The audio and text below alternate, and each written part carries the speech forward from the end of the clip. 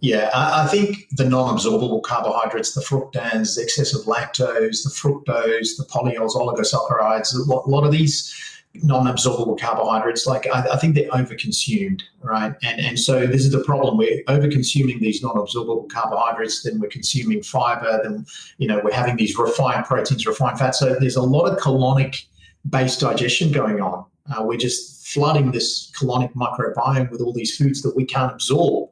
Right. Whereas quality absorption in the small intestine with quality protein, quality fat, quality carbohydrate, and try not to overuse the colon. I think a little bit of fiber is fine, and it helps nourish your colonocytes. It'll kind of keep you metabolically flexible, which is what we're about as humans. We're flexible. We're built for scarcity, and so there's no point saying, well, I'm going to just fuel my body one way, because really we're capable of many ways of fueling our body, and this is why I'm a big fan of kind of just almost reverting back to a Paleolithic type lifestyle in terms of our nutrition, because it's what we're built for. Les humains à leur meilleur. C'est tu apogeo.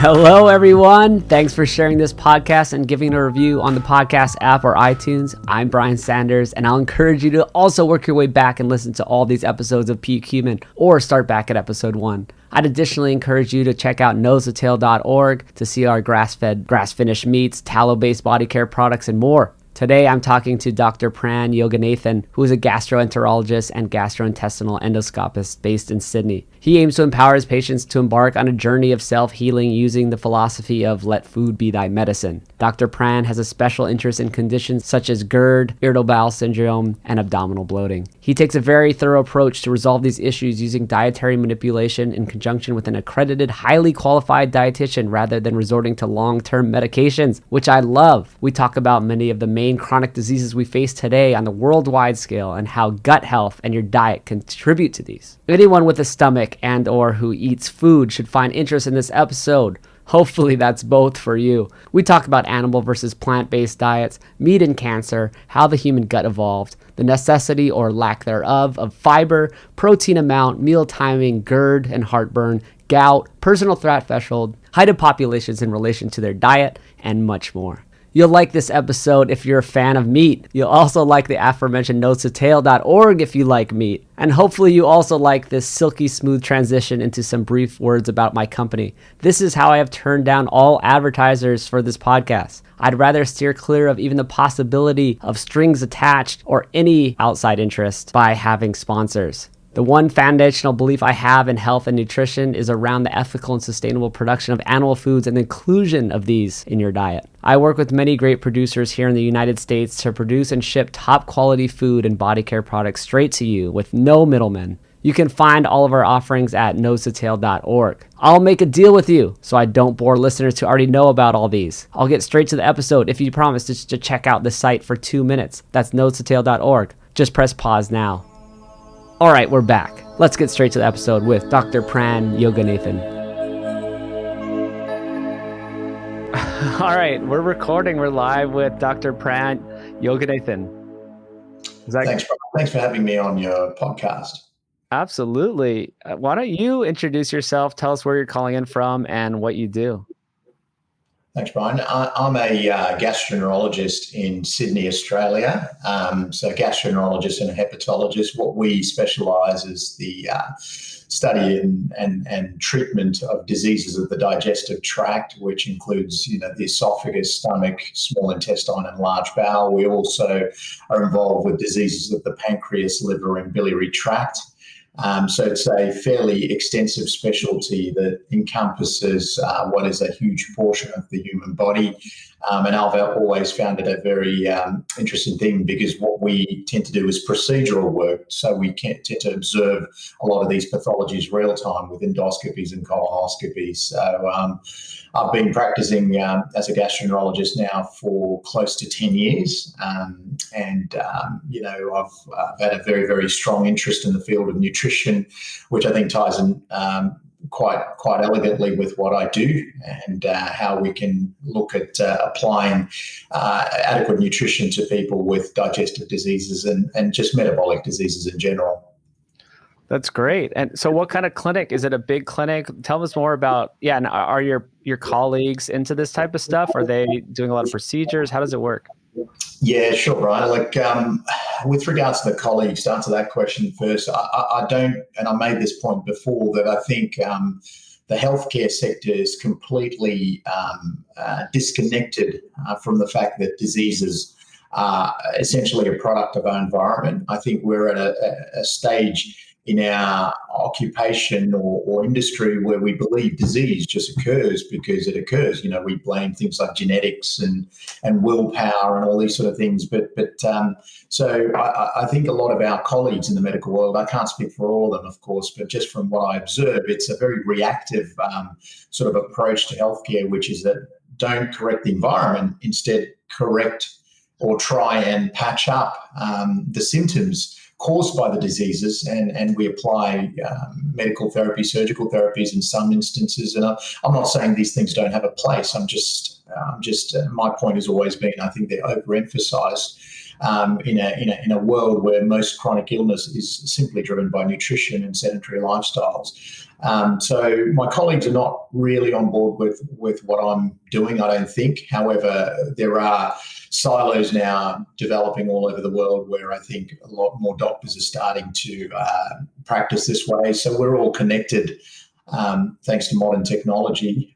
But in Sydney where I work, I would say that probably kind of an exception in the way we practice. Luckily, I work with a really good team. I've got 4 dietitians that work with me that are brilliant, and we apply these principles to people using a multidisciplinary approach, which I think is the best way moving forward. Not one person can tackle this entire or this holistic approach to care. So we've got a very, very good setup in that instance. Well, it's great. It seems like a novel approach for a gastroenterologist, someone who studies the gut and, is a doctor of the digestive system, to actually use dietitians and actually learn about nutrition and teach patients about this, which it shouldn't be. It's crazy. Yeah, it's really interesting, actually. I mean, the reason I kind of fell into all of these a few years ago, this way I practiced it a few years ago, is simply that we see that people that turn up with a lot of digestive distress, a lot of them tend to be diabetic. A lot of them tend to be metabolically unhealthy people. I can't speak for everyone with gut distress, but the vast majority of them, that's kind of how I fell into it. And I think the way we kind of unify it and practice is that let's look at correcting metabolic health. And interestingly, the gut symptoms kind of just fall into place. So it's almost kind of a secondary effect of being metabolically unwell. And it makes sense, right? I mean, if you're putting in things that, from a nutritional perspective or digestive perspective, that is directly impacting your metabolic health, well, you're going to be impacting your gut as well. So that's kind of how I fell in, and it ties in beautifully. Well, it should. If you have good nutrition, you have good metabolic health and a good gut. And when you start eating, things that maybe you shouldn't be eating in our modern environment, it goes awry. So Exactly. do you think that a lot of disease, all these chronic diseases, kind of start in the gut? Where's your thinking there? Yeah, I mean, if we were to look at it from a very, very simplistic perspective, Brian, like if we're saying, well, chronic disease such as diabetes, obesity, Alzheimer's, I mean, the list goes on, gout, all these sort of conditions are basically occurring in the gut. I think it makes sense because it's fundamentally what we're putting into our digestive tract that is subsequently then broken down or not broken down and absorbed via our enteric veins or gut-based veins into our liver and then dispersed into our circulation, I think it makes sense that the gut is a primary site of damage. But I think there are nuances to all of this. I think in particular autoimmune illness fascinates me because I think that is a little bit more complicated. I don't think it's as simple as dispersion through the portal vein into the circulation. I think that is a disruption of the gut barrier, in particular the tight junctions that hold together the cells that should essentially be a barrier to the external environment. But what we're starting to understand about the modern day guts is that these junctions are compromised, and the distances between the small intestinal cells have increased. So this creates a method for a lot of these bacterial toxins, lipopolysaccharides, bacterial antigens, and even food-based toxins to enter the circulation or the tissue beyond the gut. So I think autoimmune illness in particular is quite interesting in how it links into the gut, but we're in our infancy of what we understand with regards to that, Brian. Well, yeah. I mean, is this idea like leaky gut? I mean, there's a lot of people have different names for it, and some people tend to think that that's not a thing. I didn't know that people thought that was not a thing, but apparently mainstream medicine is trying to say that it's not a thing. But yeah. Yeah, look, mainstream medicine, sometimes if the knowledge isn't there, as in if the science is new and the person that you're discussing this with or the doctor that you're discussing this with isn't aware of the science, well they're going to knock it down pretty quickly. There are some egos in our field, as you've probably realised, Brian, and I think to sort of discount something as important as that, as fascinating as that, is kind of ignorance, because the science shows that it does exist. In fact, we, as gastroenterologists, I don't do it specifically, but there's a procedure called confocal endomicroscopy, which is where you can observe through endoscopy with an attached microscope what's occurring to these cells. And confocal endomicroscopy shows very clearly that increased intestinal permeability is a real phenomena. I don't think any scientist who kind of understands the digestive tract and is up to date with the current science can dispute that. I think obviously guidelines and mainstream takes a while to catch up, but intestinal permeability is a thing, which is interesting because the internet has discussed it as colloquially as leaky gut for a long time, and it's almost in the realm of the naturopaths and these other type of fields, which is sad because it really is it's a scientific phenomena that occurs. So I don't think it can be dismissed. Well, yeah, absolutely. And what do you think are the contributing factors to this? You mentioned there's a lot of environmental factors with our modern whole world is screwed up, right? There's environmental toxins, there's glyphosates, there's all kinds of things going on. There's food, there's, anti-nutrients in food, there's different proteins in different foods, but how do you think these all play a role? I don't know if you can weight them, but maybe you could just tell people more about that. There's a paper released, I think this year. The name slips me. I'll put it up and post it on my social media today or tomorrow, Brian. But fundamentally, they discovered through animal-based studies, not human-based studies, that there are a few triggers, okay? And these triggers that they could identify were fructose, which was quite interesting, I thought. Fructose was a definite driver of intestinal permeability. Mm-hmm. They felt emulsifiers in food, which I suppose contain the lectins and soy-based lectins and so forth, was a driver. They talked about excessive bile acids being a potential driver, and that might relate to poor quality lipids that we tend to consume, which then drives our own endobiliary system to create excessive bile. And we do know that the modern diet is very rich in refined fat, so bile was a factor as well. Ethanol was a factor, which a lot of people don't like to hear, but that makes sense to me. It's fundamentally a toxin and thought to drive intestinal permeability. But then there are other factors that I'm suspicious about, things like glyphosate in food, which, as we know, in the last sort of 50 years of, I think it's gone up something like almost 200-fold in our food supply, which makes sense that it potentially will compromise gut barrier just through the mechanism of action. In addition, we know things like gluten, which is a protein found on wheat, is a definite driver of intestinal permeability. And we see that obviously as gastroenterologists and celiacs, where they get overt damage, not just increased permeability, but an immune-based damage to the lining of the gut, which we can actually see with our endoscopes as flattening of the villus mucosa. But these are some of the factors, but I suspect there's a whole heap. And you mentioned anti-nutrients in plants, and I think as we sort of push for this whole plant-based approach, which I'm not saying is wrong. I think a whole food plant-based approach is far better than the standard Western diet. However, I do have my concerns. There are aspects to these plant-based foods that we may not fully understand, and I think there are certain bodies of literature that kind of reflect that this area is in its infancy, and we need to understand much more.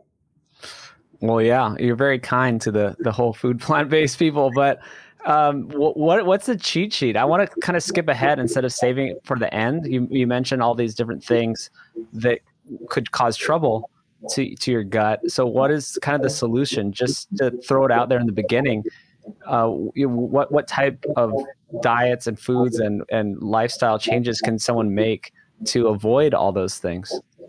Sure, Brian. Look, I'm a big believer that protein's one of the biggest levers to pull to ensure that we achieve satiety and essentially kill kind of hedonistic food behaviors, which I think a lot of us in the modern world practice. I think as a population, if our intake of quality protein is low, right, then we've kind of driven by a very ancient mechanism, probably somewhere deep down in our midbrain, that drives instinct to just seek out food, seek out energy, and we're just surrounded by these really cheap refined carbohydrates and refined fats.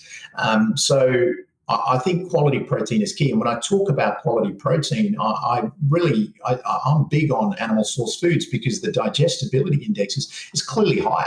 And it's clearly far easier for our system to extract that. And I think the anti-nutrient aspect of it is removed as well. So I think, quality proteins is an important lever. And once you pull that lever, I think most things kind of fall into place. Generally, protein will be accompanied by fat, which we know is an energy source and also a very rich source of fat-soluble vitamins and other things.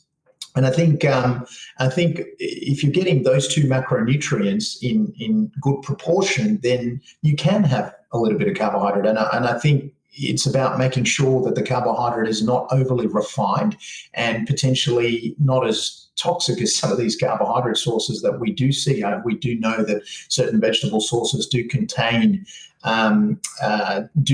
anti-nutrients, and I think this is what we've got to go kind of weigh up. And I think it's not one size fits all. I think in those with autoimmune illness, I think they've just got to be more wary of specific foods that might trigger their illnesses. But I think if we can get the protein target right, I think most things fall into place. And I think there have been some elegant studies, in particular by Rubenheimer and Simpson, and I know Ted Naiman and Marty Kendall have kind of pushed this idea, and I'm kind of very closely aligned to what those guys say. I think if we can get a protein target of at least 30% of our macronutrient distribution, you're kind of in that isocaloric phase, and then once you start pushing beyond the 30%, is when you start really seeing the benefits. I believe. Well, yeah, it's talking probably about weight loss there. So you're seeing those benefits of proper satiety and nutrients to allow for fat loss. Yeah, absolutely right. And this is the beauty with a lot of animal source foods as well, right? It's not just about the protein; it's about everything else, and in terms of the micronutrients that it brings with it, the minerals, the vitamins. It's you're kind of kicking or ticking a lot of these boxes, I think, with these sort of foods. This is where sometimes with the vegan diets, you find that they've got to eat such a wide array of foods, often sourced from not seasonally, that's from everywhere in the world, and they've got to supplement it. It's a difficult process. Like the entire day becomes about well, how do I hit these goals and nutritional goals? And I think it's kind of almost an obsession with how am I going to eat to fulfill my body's requirements. Whereas with say something like red meat, it's so powerful because it just kind of ticks everything all in one head. And I think people like Sean Baker have kind of demonstrated very, very aptly that it is possible to sustain, and not only sustain but thrive on diets that can be exclusively red meat based. That's great. I love Sean and his live experiment unfolding, but all the things that you're talking about that could cause intestinal permeability and maybe all these problems with the gut seem to be more focused around the plant food kingdom. Not that it's impossible to avoid those problems, but if you're eating a plant heavy diet, it seems like, and you're trying to hit all your nutrient goals, it seems like you're going to have to include things that probably are soaked in glyphosate or monocropped or have these different anti-nutrients and the glutens and the lectins. And it just seems like a minefield to try to have a good, healthy gut trying to do plant-based. Absolutely, Brian. I think there are plenty of lines of evidence that point to the fact that, even in the last 50 to 60 years, the nutrient value of a lot of our plants and vegetables have declined quite significantly. It may look like the vegetables of old and the plant and the fruits of old, but the reality is the micronutrient value has dropped quite significantly, and the carbohydrate ratio has gone up. So the carbohydrate to nutrient ratio is off, which is a reflection of just this monocrop culture, I guess, where you're planting, harvesting, and then replanting and using fertilizers to drive this explosive growth. In addition, we are selectively breeding this crop to be more resistant. So, modern day wheat probably contains, well, not probably, it contains far more gluten than the wheat of old, and we know that's a natural insecticide. Gluten's a natural insecticide, and the insects won't consume it. Hence, it's more resistant to damage by them. But we're then ingesting it, if that kind of makes sense. So the reality is, this is what makes whole food plant-based diets so difficult to pull off.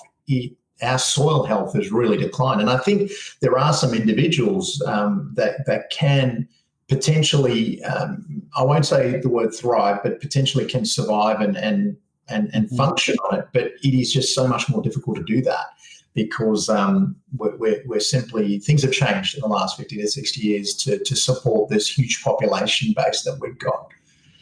Yeah, well, very true. What about animal-based diets? Like, what do you think? It seems like it's helping a lot of people with many things: satiety, losing weight, getting nutrients, not having gut problems. Do you support? I think I know the answer, but maybe you could tell the audience your feelings on more animal. I'm not saying you have to be carnivore, but doing animal-based diets, or maybe carnivore in certain cases, to heal the gut and to thrive and all that. Yeah, I think the thing with a diet such as a carnivore diet, it's fundamentally an exclusion diet, Brian. You're sort of saying, well, what are the basic things that I need to consume to survive, right? And basically living on that. But it's just very difficult to sustain long term for most people, right? Like, there are a few people that can pull it off. And it's probably to do with their personality type and willpower and whatnot. But I'd say, just from clinical practice, the vast majority of people cannot eat like that. And we've got to be pragmatic and give them that's something that they can live with day to day to allow for adherence, because fundamentally there's not a diet. We're talking about a massive shift in lifestyle. We're teaching them to eat a different way when they might have eaten that way for 50 to 60 years, and it's contributed to their diabetes and obesity. So I think it's really important to give people some element of variety. But again, I'll go back to the point that I made, that protein needs to be a big part of that. And animal source foods are very, very important.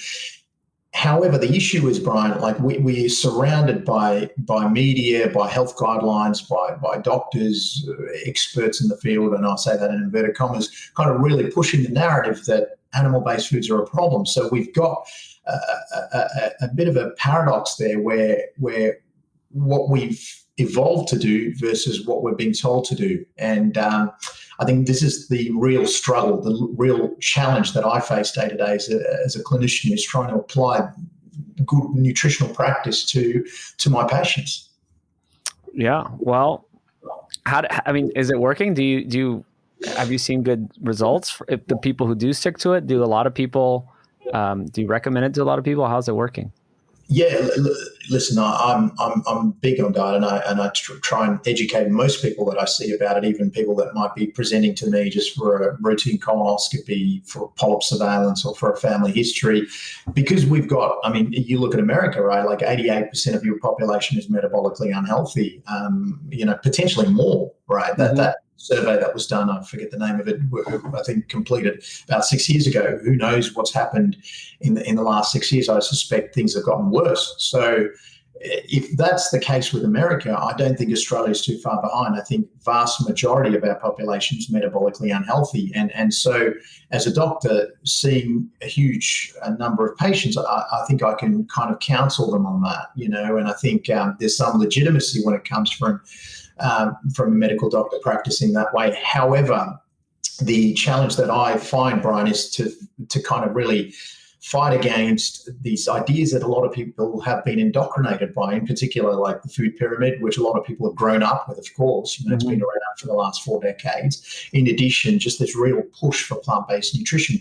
Where I've been able to be successful is I don't label my diet, right? I don't it's not my diet, but I don't label it. I fundamentally call it a lifestyle change. We educate them on protein leverage. I kind of take them through that very nicely and show them how, if they are consuming high amounts of protein, quality protein, their overall caloric requirement or intake for the day is going to drop. And, we do teach them about calories. I'm not big on the calorie in, calorie out model, but when you look at it, calories are still king. You can't overconsume calories and hope to lose weight. So we go through all these nuances of diet with them. And the beauty is we've got a team of dietitians that spend a lot of time with our patients.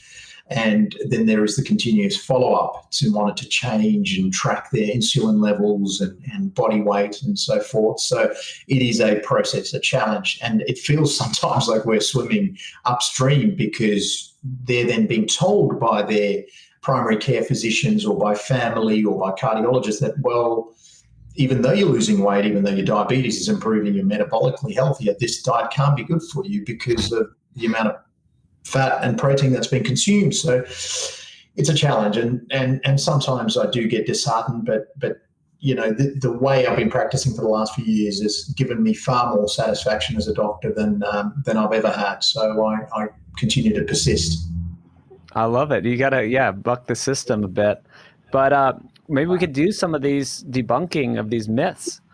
Like cancer. A lot of people think that meat causes cancer, and there was a whole, WHO working group in 2015 that decided that. So what do you tell your patients when they say that? Yeah, I basically sit them down, and we do go through it because a lot of people will bring that up. What I try and say to them is these are guidelines, okay? So the WHO and the IRAC, they put out these guidelines, and it's important to know that 22 people sat down to come up with these guidelines. Of those, the vast majority were vegan or plant-based or had been in that space pushing out, cookbooks and so forth, promoting the plant-based lifestyle. So we've got a natural bias there. In addition, they sat down and looked at about 800 studies. A lot of them were epidemiological studies. In fact, very few were high-quality randomized controlled trials. They excluded things like the Women's Health Initiative, which was the largest randomized control trial done on lifestyle, and the polyp study, which was done in New England Journal of Medicine. And these two randomized control trials, these are high quality trials, showed no link with animal source foods and colorectal cancer. Instead, they focused on the 800 epidemiology. What was interesting was about 780 of those studies showed no link really. So they excluded them and focused on the 20 that showed a weak link. Now, what we know about epidemiology, in particular nutritional epidemiology, and you'll be well aware of this, Brian, is that they use food frequency questionnaires. These food frequency questionnaires are one, subject to bias. So a lot of people won't report it adequately. Number two, there's issues with recall because you're essentially asking people to recount what they've eaten from months before or years before. In addition, they're just not accurate. And in fields of nutrition, to gain something that is clinically meaningful, you need a relative risk of 2 or above, right? So in this case, they sat down and analyzed these 20 studies and said, well, processed meat pushes up your risk by 1.18, which is 18%. What I'm saying is to get something that's clinically meaningful, you really need it at over 200% in the fields of nutrition. So this was the issue, that these were flawed studies, flawed results, and they pushed out guidelines based on that. And somehow, with that link with processed meat, which was thought to increase it by 1.18, they've lumped in red meat with that as a probable carcinogen.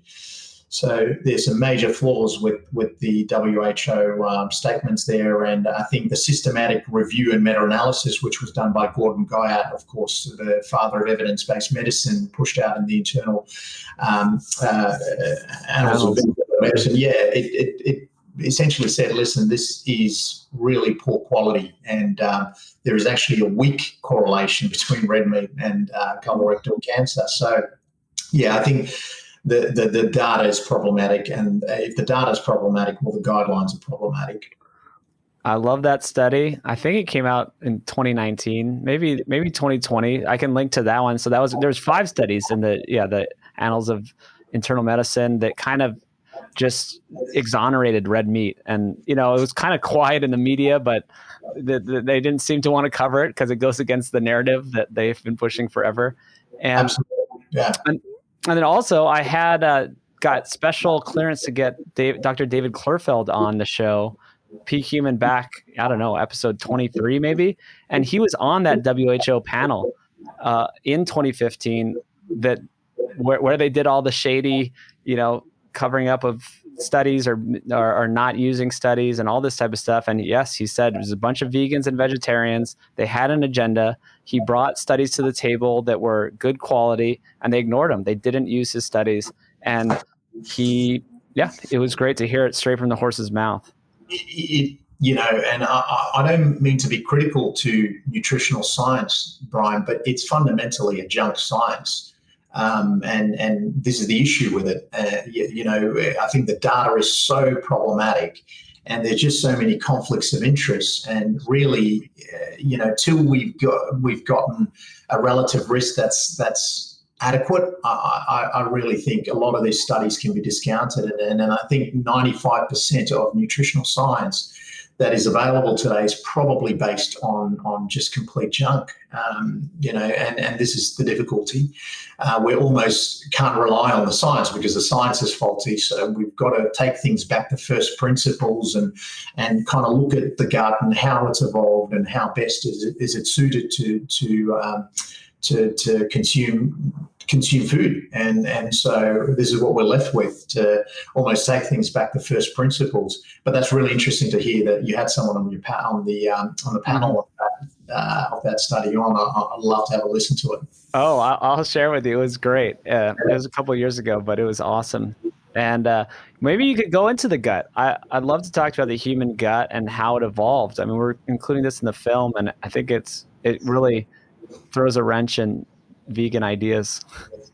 Yeah, look, Brian. There's no doubt that we're a highly carnivorous form of primate. I think every aspect of our evolutionary background in the last 4 million years has kind of pointed us in this direction. What I've come to appreciate about us is we're highly adaptable. We are so adaptable to any situation.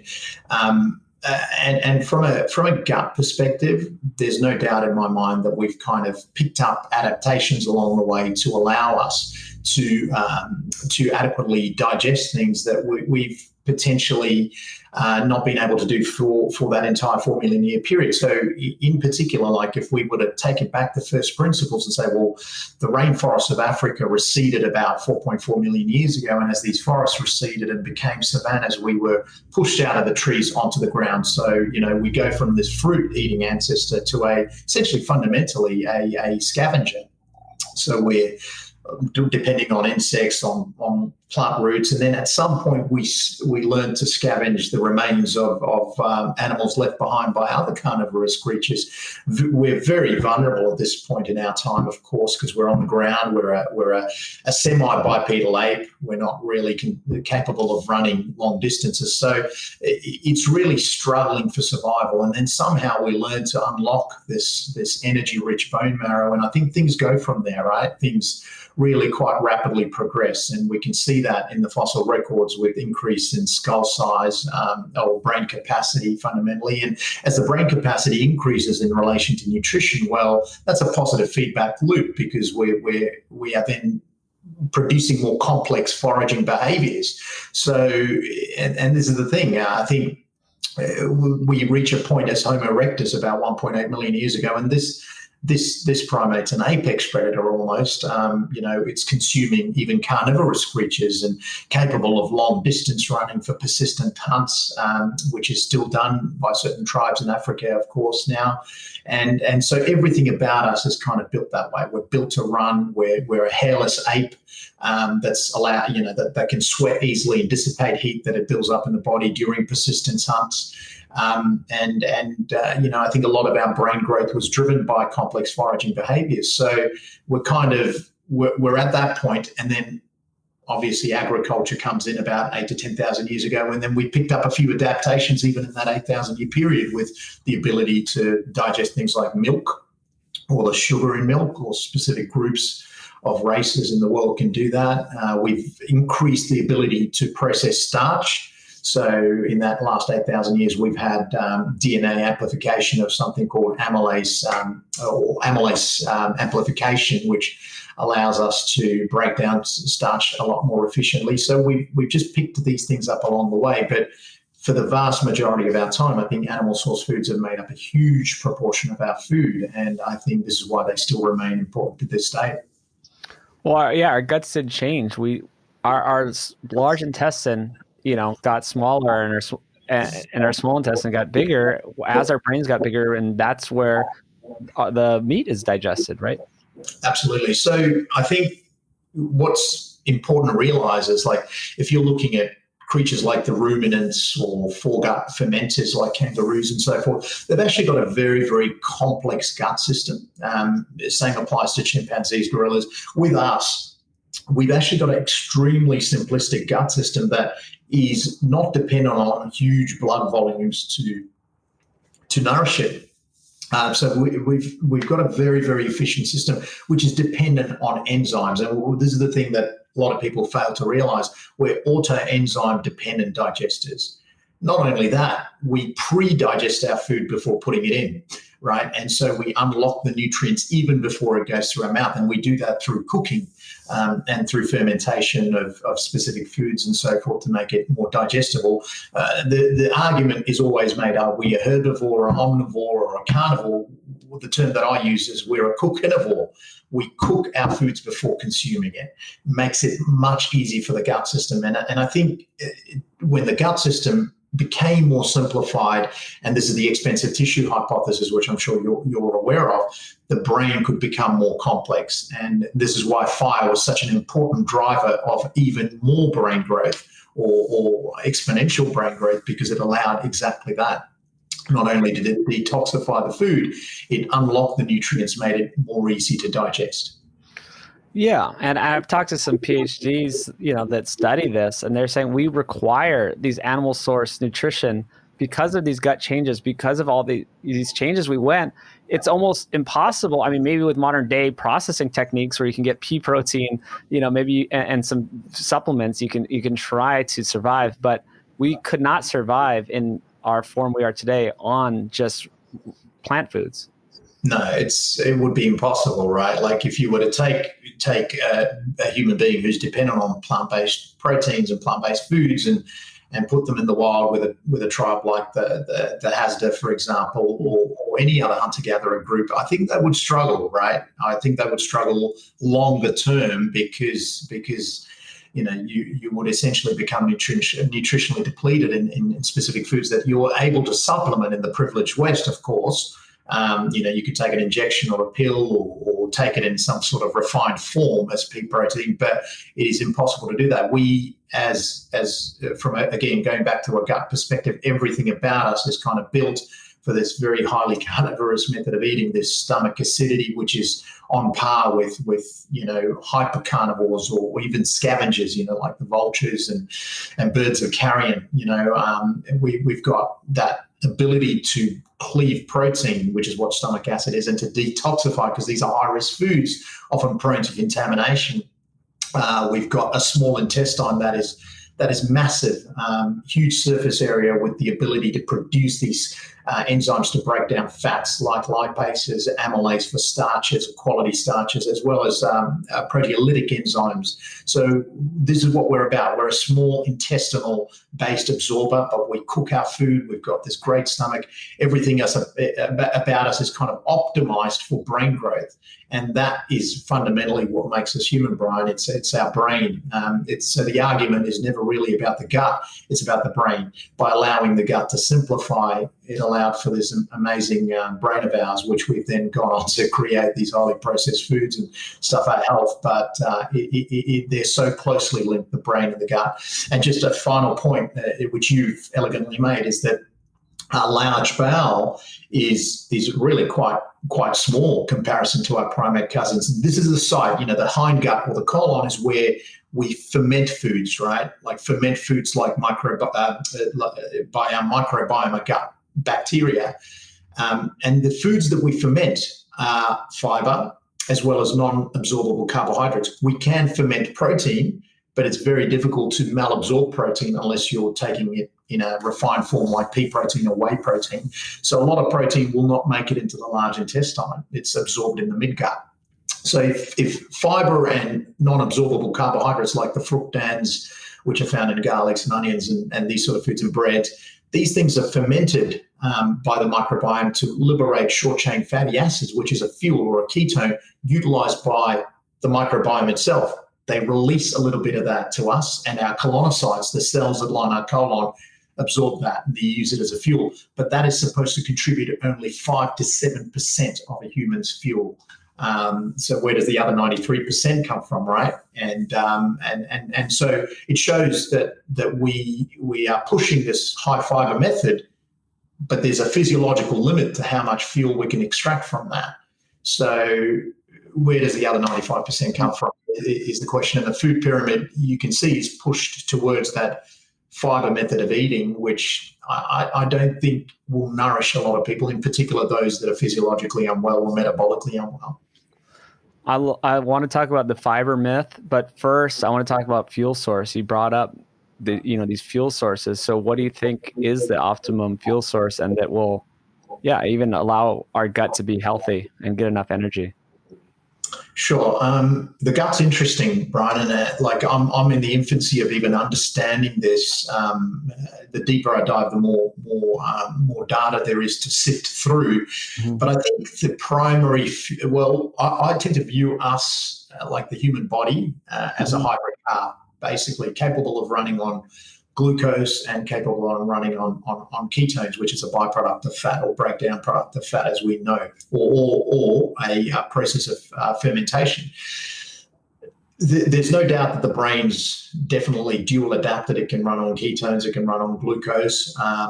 But there are certain cells of our body that are more dependent on glucose than others. I think the kidneys are one, or certain portions of the kidneys, the cortex, the glycolytic fibers as well. The type 1 fibers that we carry within our muscles are more dependent on glucose. These are the fast twitch fibers, of course, but we're capable of running on both.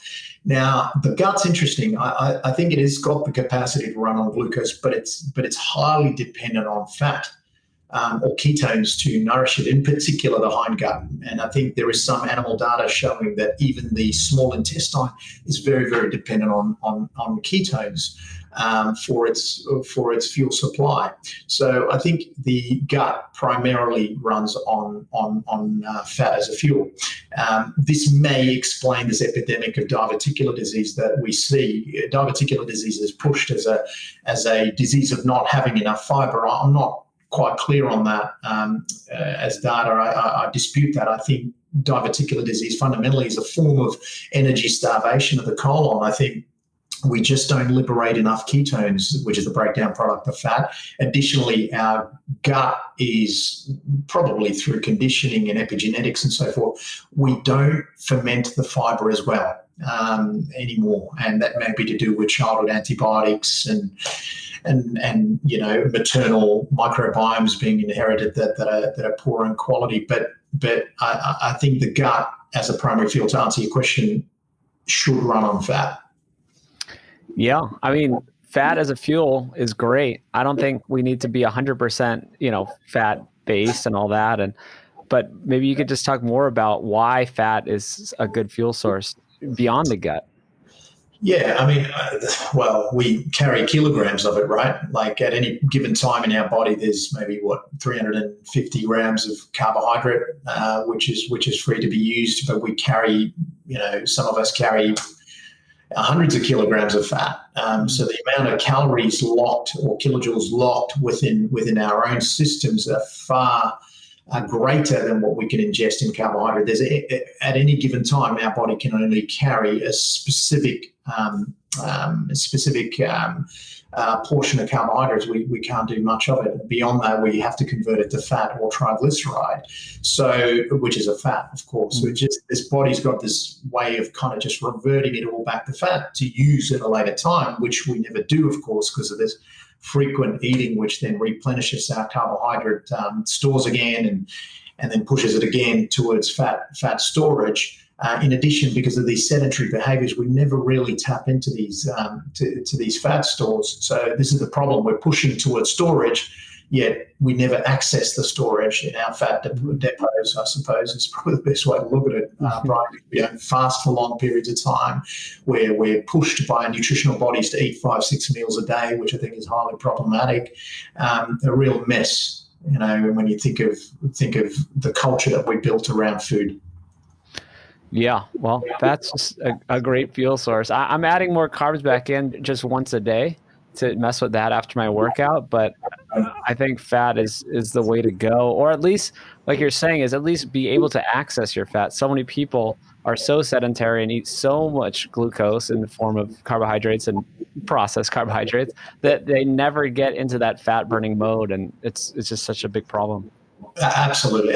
And this is why I'm kind of against the movement that says carbohydrates are a problem. No, they're not. It's something that we have always sought after, historically, like, the tribes of Africa that hunt honey. We've always had this natural predilection or predisposition to desire sugar because it is such a rich energy source. However, the problem in the modern world is kind of energy toxicity. That's why it doesn't make sense to be pushing further energy into people. This is, again, goes back to protein as a lever, because not only will it provide some energy. I mean, 50% of protein eaten has to become sugar through the process of gluconeogenesis, which is a demand-driven pathway. So the body, again, reverts back to creating sugar, but it does it so efficiently in a method where only what is required is created. But people like yourself, Brian, who's active, good quality muscle, all of that, carbohydrate, you may not be able to keep up with the demand for glycogen that your body requires just through the quality of your muscle and movement, that you've got to supplement, and then that's completely normal and natural. Well, it just happens to be, I'm just in a small minority. I mean, most people aren't where I'm at. Not that I'm like incredible or anything, but most people just haven't gone down to the correct body compositions and activity level that they should be sort of doing what I'm doing. But anyway, what about fiber? So I wanted to talk about the fiber myth.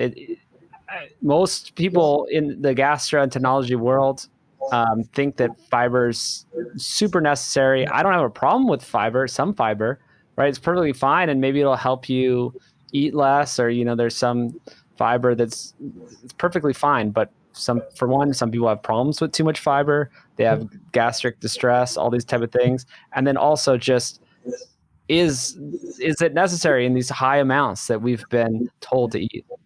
Yeah. Now, going back, right, like fiber is a food for the microbiome with the gut bacteria. It's not a food for you as a human, right? So the microbiome utilize the fiber, and then you get a partial bargain for them for being able to host the microbiome. They give you a partial bargain when they create the fuel, which is short-chain fatty acids, which is butyrate, a ketone. Now, when you go back to that fiber argument, you'll get a lot of people in the nutritional medical space even pushing this idea of fiber. I would encourage people to ask or challenge these people with, do they know the difference between soluble and insoluble fiber? A lot of them will not. It's just pushed as this blanket approach, eat more fiber. Now, it's important to tackle that, because soluble fiber, which is the fiber found in things like psyllium, is the type of fiber that can be fermented by the microbiome completely, right, to form short-chain fatty acids, right? Then there's the insoluble fiber, which creates stool bulk, right? This is osmotically very active. It'll draw fluid into the lumen, and it may create stool bulk, which we know bulk can, in some people, increase motility.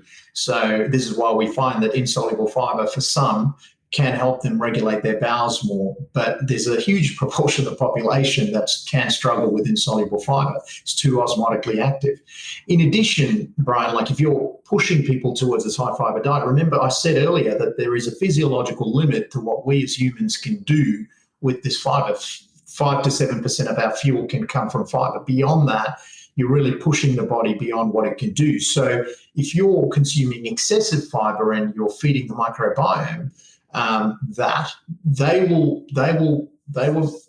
have a great time, but the byproduct of all of that is methane, hydrogen, nitrogen. These gases are liberated in huge amounts if you're fermenting at that sort of level, and they can cause gut distress through intestinal stretch, colonic stretch. And we know that once you've got excessive levels of methane in the gut, that slows down the motility of it from esophagus down to the colon. So, people get a lot of symptoms of reflux and bloating and belching and flatulence and diaphragmatic irritation with hiccups and so forth. And, I think that's problematic, pushing an idea that a hugely dense carbohydrate diet or a hugely dense fiber diet, often the two go hand in hand, of course, because carbohydrates come with fiber, is adequate for humans, because I'm not certain that that's fair to the human digestive tract. Yeah, it seems like it's the opposite. So many things that the mainstream nutrition world has pushed on us seem to be just kind of the exact opposite of what the reality is. And in my experience with Dr. Gary and, whatever we do, working with patients, people who ditch most of the fiber have better time with their bowels. They have, less gastric distress, all these things, and they feel great. And they just don't, it's just the opposite of what they're told. Yeah, I think the non-absorbable carbohydrates, the fructans, excessive lactose, the fructose, the polyols, oligosaccharides, a lot of these non-absorbable carbohydrates, I think they're overconsumed, right? And so this is the problem. We're overconsuming these non-absorbable carbohydrates, then we're consuming fiber, then, we're having these refined proteins, refined fats. So there's a lot of colonic-based digestion going on. We're just flooding this colonic microbiome with all these foods that we can't absorb, right? Whereas quality absorption in the small intestine with quality protein, quality fat, quality carbohydrate, and try not to overuse the colon. I think a little bit of fiber is fine, and it helps nourish your colonocytes. It'll kind of keep you metabolically flexible, which is what we're about as humans. We're flexible. We're built for scarcity, and so there's no point saying, well, I'm going to just fuel my body one way, because really we're capable of many ways of fueling our body. And this is why I'm a big fan of kind of just almost reverting back to a Paleolithic type lifestyle in terms of our nutrition, because it's what we're built for. Oh, I believe that. I love staying metabolically flexible. We want to have both fuels in our body and always be ready for anything and all that. But we've just shifted it to the wrong side, I think. Right? We've shifted it. Yeah. Brian, there's no doubt about that. We've shifted too far over to the right or the left and kind of tipped over. And this is what chronic illness is, right? It's all of these behaviours. In addition, you combine that with a sedentary lifestyle. It's a really, really problematic combination of things. The other issue and the kind of the elephant in the room is the food environment that we've engineered for ourselves, which, our health bodies and the governments seem not to want to address.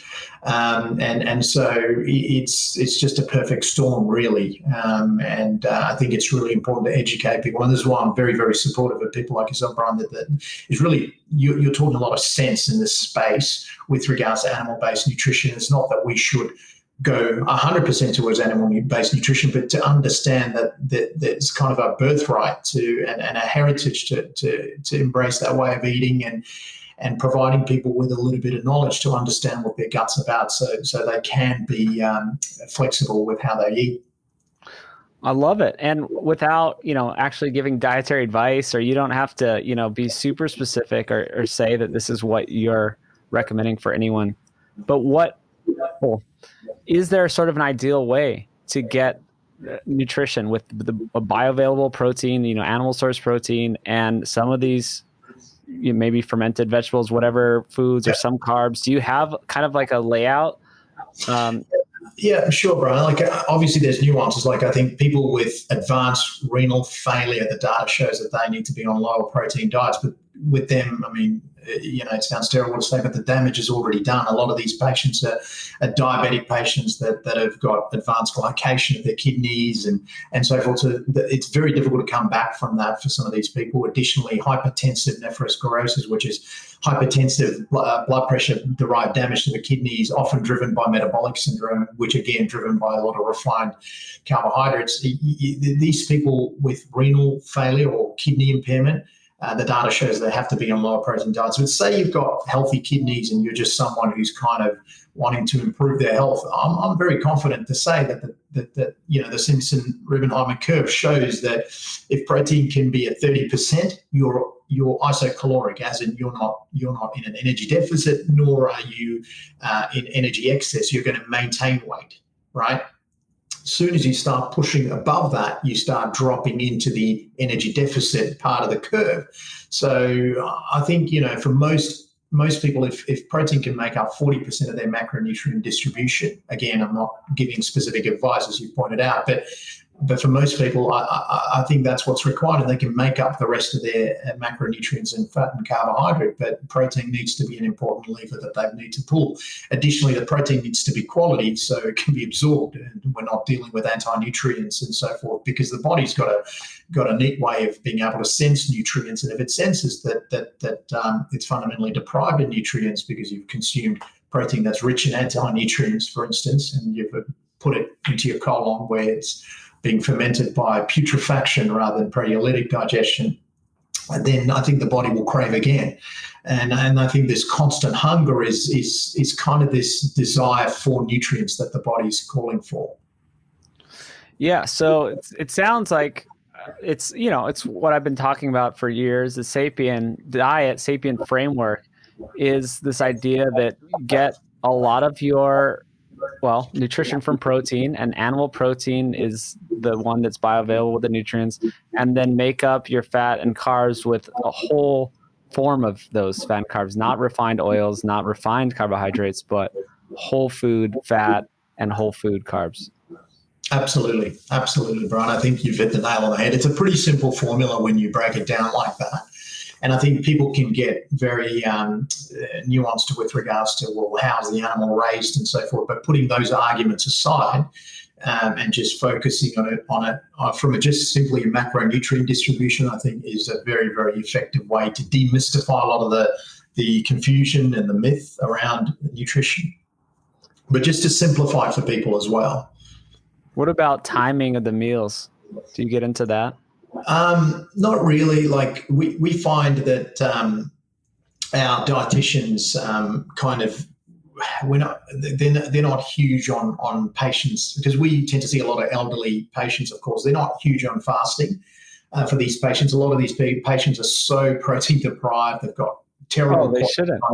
Yeah. Well, yeah, elderly people don't need to fast. Sorry to cut you off, but just there's completely different classes of people. There's like the growth mode. I always say it's like there's like the people in growth mode, and then there's people who need to lose fat. Most people just need to lose weight, and then so they should be, probably not eating so often. But the growth mode people is kids, teens, whatever, growing people, pregnant people, bodybuilders. And I would lump in elderly into that, because they need growth, right? They're so lacking, then their muscles are kind of breaking down. They can't digest protein as well, so they need to eat more often and more protein. Yeah, absolutely. They're essentially unlocking the protein from their own bone and muscle to kind of keep up with their protein requirement. They're so protein starved. So a lot of these people, it's just teaching them that there's a protein target for the day, right? And you give them the protein target. And for a lot of these people, it's 1.6 to maybe even 2 grams of protein per kilogram. That's a lot of food, Brian. So like a lot of them struggle to fit that in within a 6 to 8 hour period. So you've almost got to distribute these meals over the course of the day, over 3 meals. I think it's probably ideal for some of these elderly sarcopenic patients lacking in muscle and bone. But you think about it, Brian, like in terms of sarcopenia in somewhere like America, where we've already said 88 to 90% of the population is metabolically unhealthy, sarcopenia goes hand in hand with that.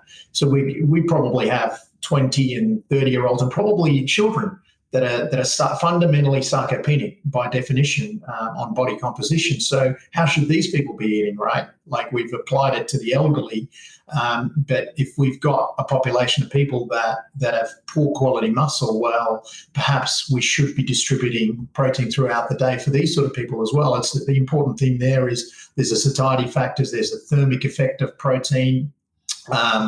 With many other nuances, of course. So I think fasting is in the realm of people that are potentially a bit more metabolically flexible and healthy. I think if we're looking to rescue people from a metabolic pit that they find themselves in, they've almost got to kind of eat and nourish their bodies to kind of pull them out of it, if that makes sense. So we're less keen on fasting than maybe most other bodies are. Yeah, well, I'm open to all this. It's all based on the patient and the certain circumstance, and maybe it's not even great for all people, even if they do need to lose weight. Now I'm, getting to more. Well, maybe people have food problems, and that's what caused them to get overweight in the first place, and that if you might have more food problems, quote food problems, if you're restricting them too much or having them not eat, or maybe there's other things going on that could exacerbate their problems. Absolutely. I think like for metabolically healthy people such as yourself and me, Brian, fasting's great. I mean, fasting's brilliant because it kind of, it allows you to compress your eating window. It allows you to remain insulin sensitive, keep your body as flexible as possible as well metabolically. But for those that are metabolically unhealthy, I think it's just kind of almost retraining them to eat properly again. And fasting can add that added layer of complexity for them. But as I think they become more fat adapted, more comfortable with how they eat, a lot of them will naturally drop down to about 2 meals anyway. We find with that amount of nutrient density and satiating foods in their diet, they kind of drop to 2.5 meals a day, which is great. And it's about teaching people to eat intuitively, which is what our team's trying to do. Well, we've lost that ability in modern society. So yeah, that's a good lesson for people. So Yeah, really. What about resistance training or getting some kind of activity and movement? And I know that's another piece that, I don't know, maybe you can weigh in on. Yeah, absolutely. I mean, there are amazing experts on this all throughout the world, and I think again I'll mention what Sean Baker's done and Gabriel Leon and people like that. They're far more qualified to talk on this aspect. But movement's again part of our heritage. And I think one of the biggest drivers of metabolic illness is muscle health. It's such an important endocrine organ and one that's neglected by my field of medicine. I think we kind of hand out this blanket advice to our patients that are unhealthy to diet and exercise, but there's no further sort of advice on how is the exercise done. And I think resistance training is key. A lot of people think that exercise is simply going for a 45-minute walk with a dog, and whilst that's not a bad thing, yes, sure, expend that, but a lot of that is just fat oxidation-based exercise, and we've got so many kilograms of fat. We could do that all day with low energy requiring muscle fibers, our type 2 fibers. But really, what we want to do is stress the muscle, cause it to hypertrophy. When you build muscle, you burn energy in your sleep. And I think this is what we're trying to teach people, is that hypertrophy, not for aesthetic reasons, that's a side effect of all of that. When you hypertrophy muscle, you're rebuilding this very, very important organ that is involved with your insulin sensitivity. And it's so interesting, when you build muscle, you see it, even if the diet doesn't change, that people can become more insulin sensitive, their insulin levels drop. And certainly something I personally have been able to see with myself, and we see it with our patients as well. That's great. And I'm interested, I know this is, you focus on the digestive health and the gut and all that, but I think the personal fat threshold or why these conditions develop is related to that. It's what you eat, right? And then what fat you store and all that stuff. And I heard you talking once about the differences in people's, I think it's interesting, different races, different nationalities. People have different fat thresholds, and people can become, have energy toxicity at different fat levels. So yeah. Yeah, absolutely. This is a very interesting area, and I don't claim to be an expert on it, but something that I'm trying to understand.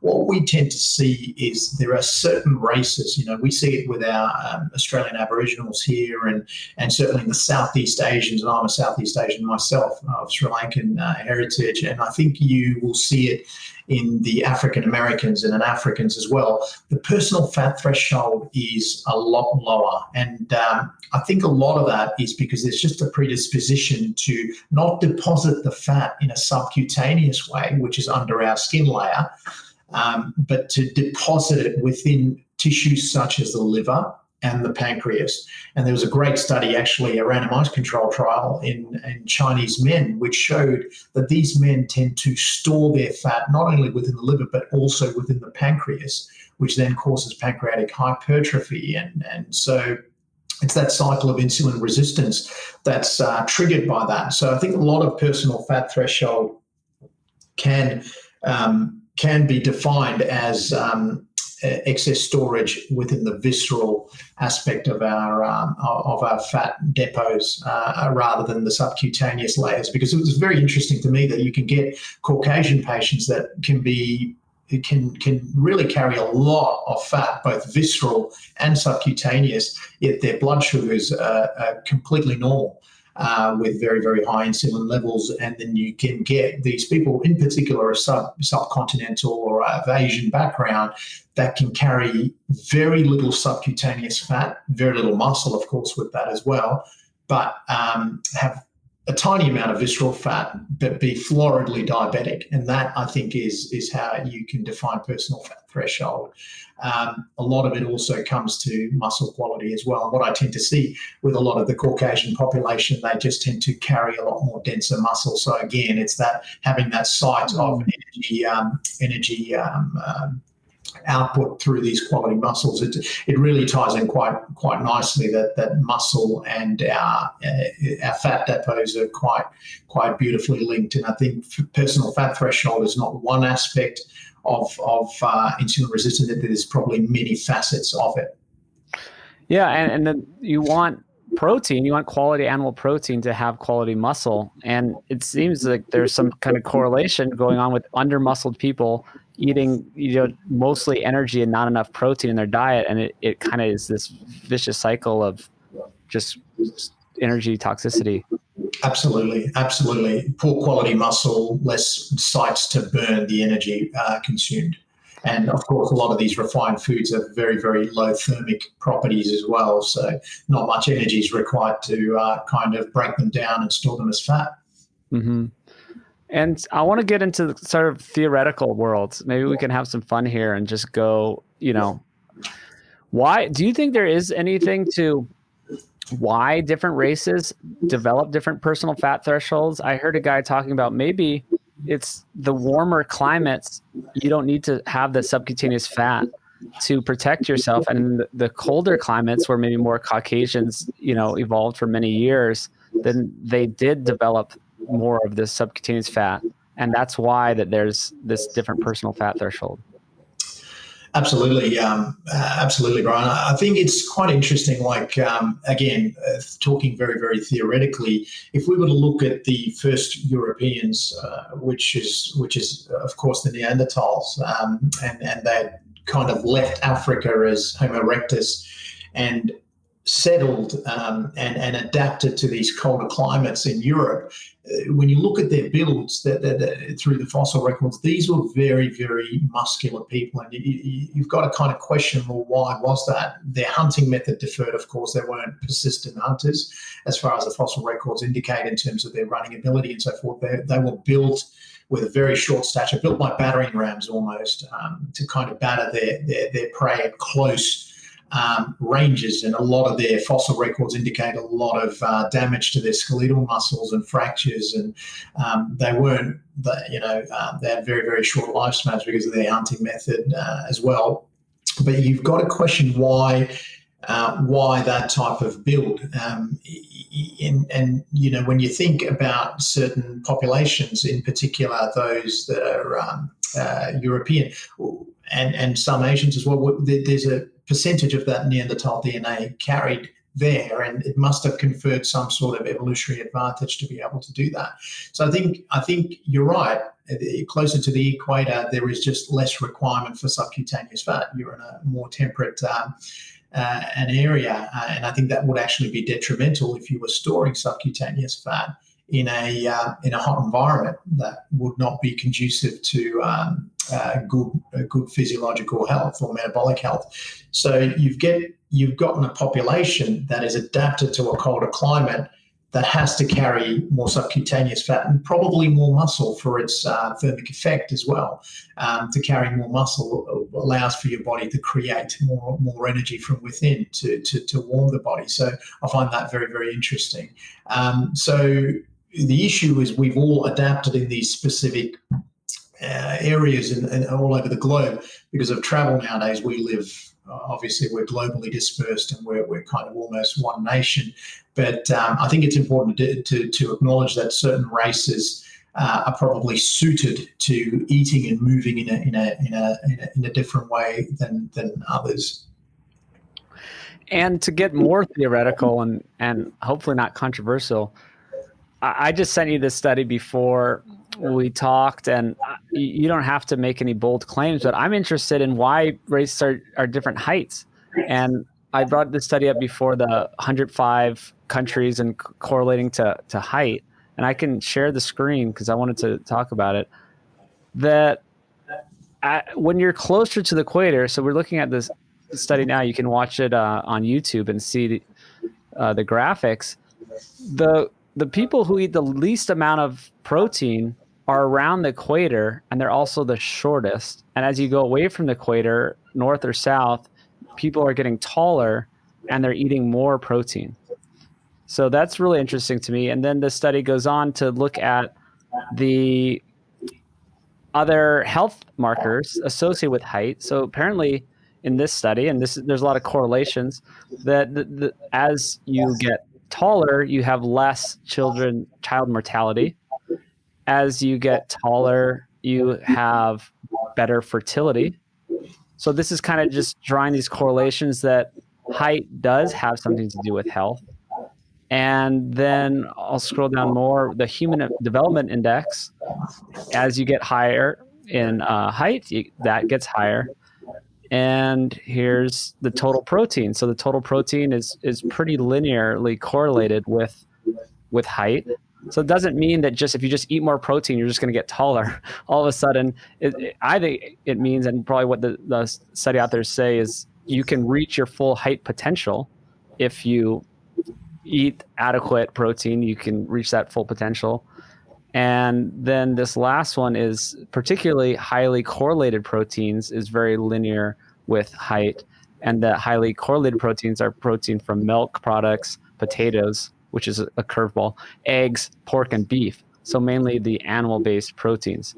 So I'll let you jump in, but I'm wondering why different races have different heights. And there's all these environmental factors, surely, but maybe that if you, for thousands of generations, have more animal-based foods, you can change your epigenetics and grow to an average height of your population or your race to a higher height.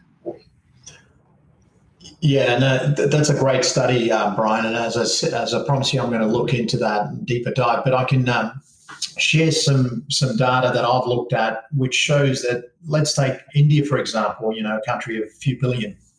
So you've got a good representative population there, despite the success of India as a country, especially in the technological advancements and so forth. They've really made some huge leaps and bounds in the last few decades. Their rates of stunting is extremely high. Rates of children, growth issues within children is extremely high. So really the damage here is being done in a very, very, very early stage of a child's nutrition. So personally, myself, I'm Sri Lankan, again, of subcontinental origin. Both my parents are 5 foot something. I'm 6 foot. It's a classic example of how nutrition can alter your genetics. Really, you grow to your full potential. I never had a restriction on dairy and meat. We consume a lot of beef as children. I'm very thankful to how my parents kind of raised me.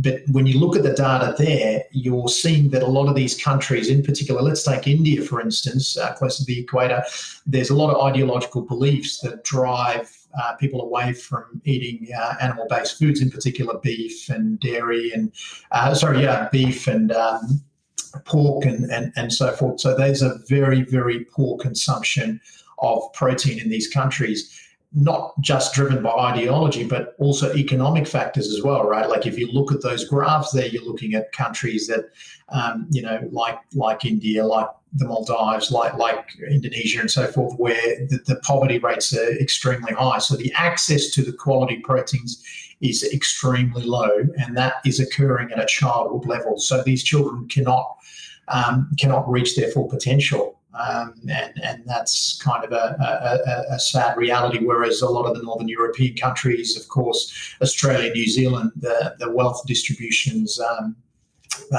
kind of different, and these people have access to animal protein very, very quickly, in particular dairy, and that I think is a key driver of allowing them to reach their full growth potential. Absolutely, and this is a study that you shared on Instagram a while back that I also shared, which is kind of the stunting you're talking about. And India is the second worst over here, with the meat consumption being the second lowest and having some of the highest stunting rates. So this is sort of this very inverse correlation where the countries with the lowest annual meat consumption have the highest stunting.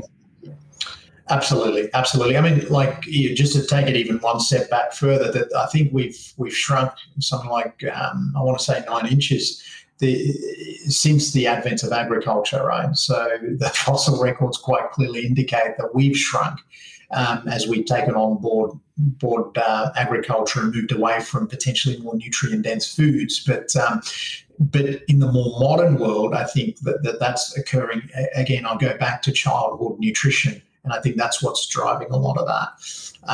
And once the growth plates fuse, of course, Brian, like in your very early teenage years, then there is no more growth beyond that. I think you've kind of reached your height potential. So I think the nutrition needs to be applied very, very early.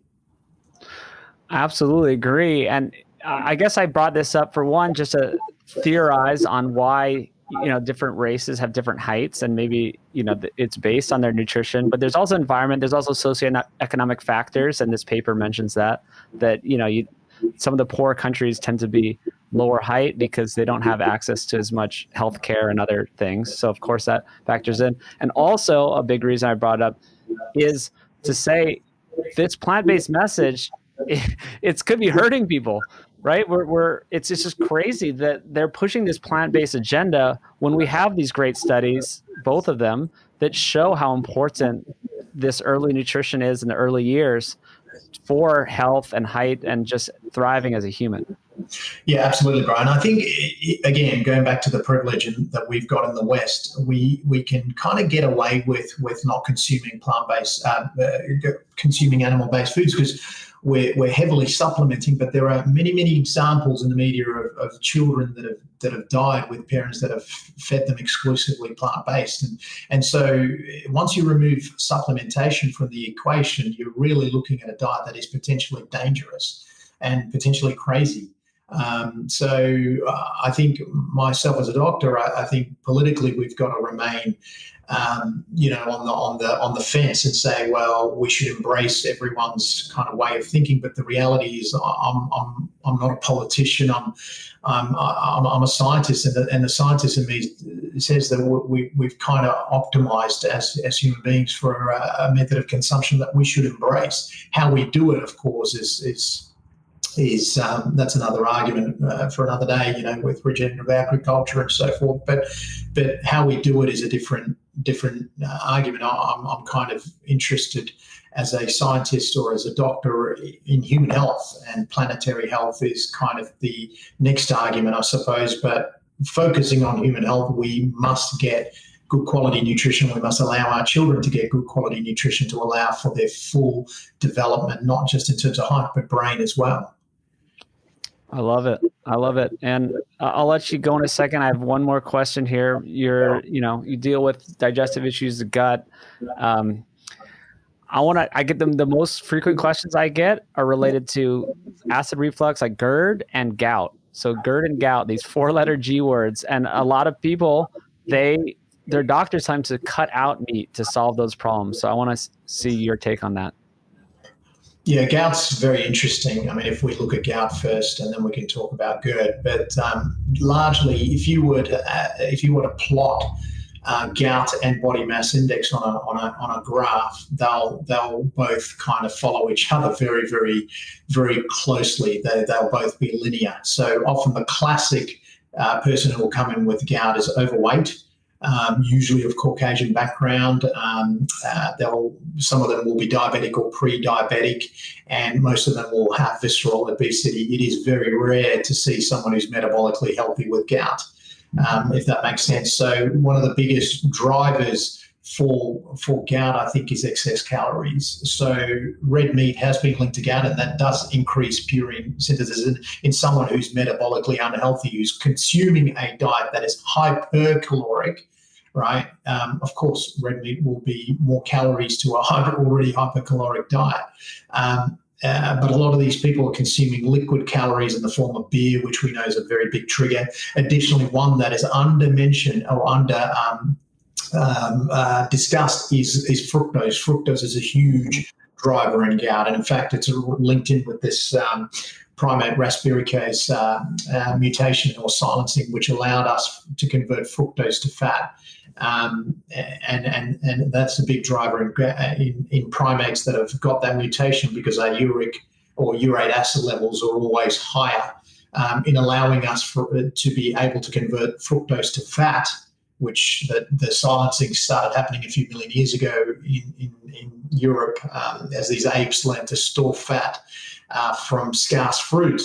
The urate levels went up. So we are predisposed to diseases such as gout. And red meat, there is a linkage there. But again, I'll go back to hypocaloric diets. So that's the issue. I think improve metabolic health and cut down excess calories from specific foods. With these sort of individuals, red meat doesn't need to be their first line of attack. They can look at other sources of protein while they improve their metabolic health, and then add back in red meat gradually. Of course, it's a very, very nutrient-dense food source.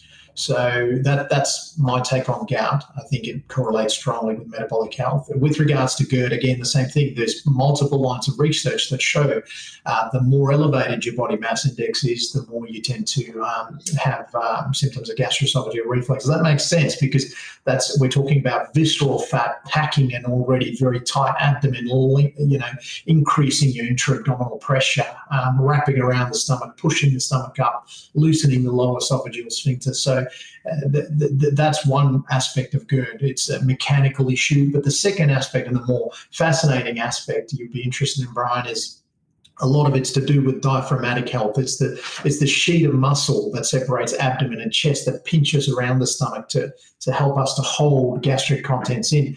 Diaphragmatic muscle health has declined. We're getting diaphragmatic sarcopenia. So as the diaphragm becomes thinner, the muscle the hiatus becomes bigger, which means that the stomach's more predisposed to pop into the thoracic cavity and can't pinch around it as efficiently, because the diaphragmatic strength is reduced. In addition, when we ferment a lot, the diaphragm drops. So again, the stomach enters the thoracic cavity, and this, we in our field call it a sliding hiatus hernia, which is very common. I think 80% of people that I would do scopes on now would have it.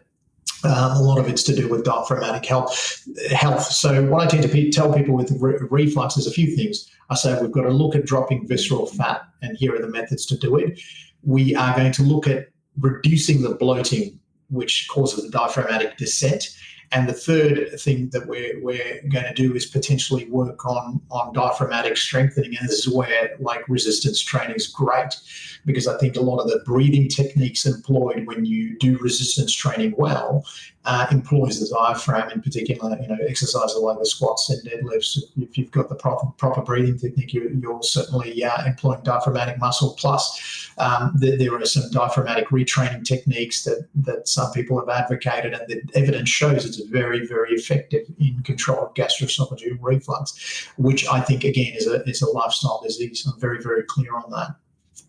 Oh, it's interesting. I haven't heard that other side, the physical side. I love those recommendations. And you're talking about both of these. It's related to visceral fat or obesity, stuff like that. And we just talked about, for an hour and a half about how eating a diet with adequate protein will help you lose weight, right? So it can control satiety. So you could use red meat to reverse these things. And I've seen a lot of people do it. And I've seen a lot of people with gout. They didn't even give up the red meat. They just gave up all the alcohol, the other, fructose, like sugary fruits and stuff like that. And they ate a very high meat diet, and it completely went away. And for me, I had heartburn years ago, and I started eating more red meat, but I just cut down the processed oils, processed sugars, and completely went away. And so it's funny to me that people blame it on, it's like, oh yeah, I ate all these tacos and Mexican food. It's like, and I had this heartburn. It's, this red meat is all this beef I have. Like, no, you ate refined flour drenched in oil and fried in oil. Absolutely. Right. Beans, which have to ferment because of their polyol content. So if the beans are fermenting down in your colon, you're dropping your diaphragm, you get diaphragmatic descent. In addition, because you're fermenting. There's methane in your gut, so your gut's not moving, so there's poor motility. The stomach's not emptying well. Stomach's an acidic organ that leaks back into the esophagus, which is dilated because of poor diaphragmatic health. It's a vicious cycle, really, isn't it? And this is where, again, red meat's very powerful because it's fundamentally an exclusion diet. It excludes all these other foods that we seem to find exciting, the tacos and whatnot, but we're not built for that. That is an engineered environment to promote capitalism using hyperpalatability. So it's a perfect storm, as I mentioned before, Brian.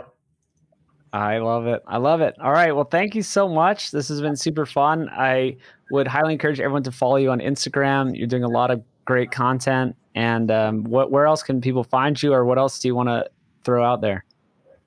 Thanks, Brian. I appreciate that feedback. I'm quite active on Instagram. I'm a visual person. I've always been, and I just find it a good medium to kind of, for me, it's kind of stream of thought. I just have an idea and I turn it into a meme or a little slide, and I'll just put it up there just for people to kind of enjoy it. Links through to Facebook as well.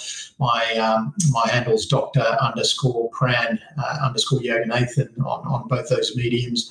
I'm not as active on Twitter, but I find it to be quite a useful medium as well to follow some good people. So social media has been interesting, isn't it? It kind of linked everybody, and people are using it to kind of educate themselves. Of course, there's a lot of bad, a lot of good, so I think people have to be cautious.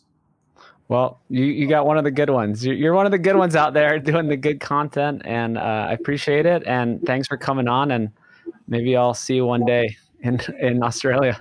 I'd love to meet up, Brian, once all these COVID restrictions kind of ease up. And if you make your way down here, we've got some brilliant farms, with some great farmers as well that are starting to practice regenerative agriculture. We'd love to host you here and look forward to meeting up with you soon. It's going to happen. I know it, and I'll catch up with you later. Definitely. Thanks, Brian. All right.